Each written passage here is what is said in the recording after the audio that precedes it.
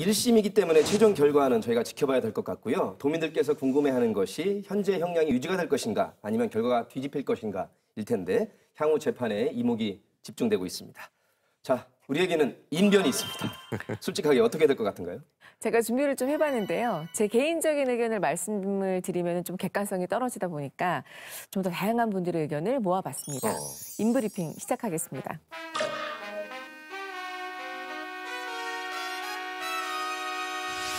현직 판사, 변호사, 또 법대 교수 등에서요. 무작위로 법조인 20명에게 물어봤습니다.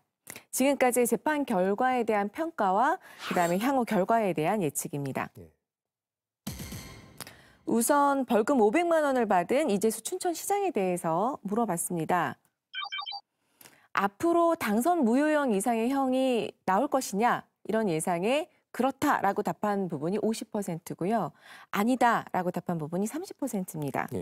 그다음에 이재수 춘천시장이 국민참여재판을 한 것이 이재수 춘천시장에게 유리하게 작용을 했느냐라고 묻는 질문에는요. 아니다라고 답하신 부분이 이제 55%를 차지했고 그렇다, 유리하다라고 답한 부분은 불과 10%에 불과했습니다. 결국 이제 1심 재판부하고 같은 의견이다라고 보시면 되고요.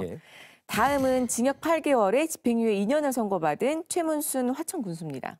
주민행사를 지원한 것이 이제 위법하다라고 법원은 판단을 했는데요. 과연 이 판결이 적절한 판결이냐라고 물어봤습니다. 그렇다라고 답한 부분이 이제 50%고요. 아니다라고 답한 부분은 10%, 잘 모르겠다라고 한 부분은 이제 40%가 됩니다.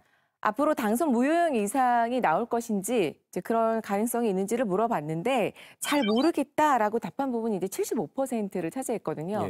이 얘기는 이제 향후 재판의 변수가 많을 수 있다라는 점을 시사하고 있습니다. 그렇군요.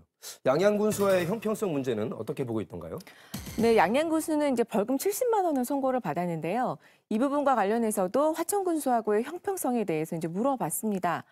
유사한 형태인데 벌금 70만 원 적당한가라고 이제 라는 질문에 적당하다라고 대답한 부분이 한 35%, 모르겠다라고 답한 부분이 45%, 또 부당하다라고 답한 부분은 이제 20%가 됐습니다. 그렇다면 2심에서 당선 무효형으로 될 가능성은 어떨까를 물어봤는데요. 역시 잘 모르겠다라는 대답은 이제 15%에 불과하지만 없다라는 부분이 이제 60%로 압도적으로 나왔습니다. 이제 1심을 뒤집을 만한 사연이 과연 있을까? 없다고 이제 본 거라고 보시면 되고요. 다음은 징역 8개월의 실형을 선고받은 이경일 고성군수에 대해서 살펴보겠습니다. 실형을 선고한 1심 판결이 과연 과도한가라고 물었을 때 과도하다라고 답한 부분이 이제 30%입니다. 그리고 그렇지 않고 적절하다라고 한 답한 부분은 50%입니다. 그러면 이후에 2심에서 당선 무효형 이하로 바뀔 가능성이 있는지를 물었을 때는 없다라고 답한 부분이 70%로요. 압도적으로 많았습니다. 지금까지 이제 4명의 시장 군수에 대한 선거에 대한 법조계 인사들의 자문 결과였습니다. 그렇지만 이건 어디까지나 이제 개별적인 의견을 취합을 한 것이고요.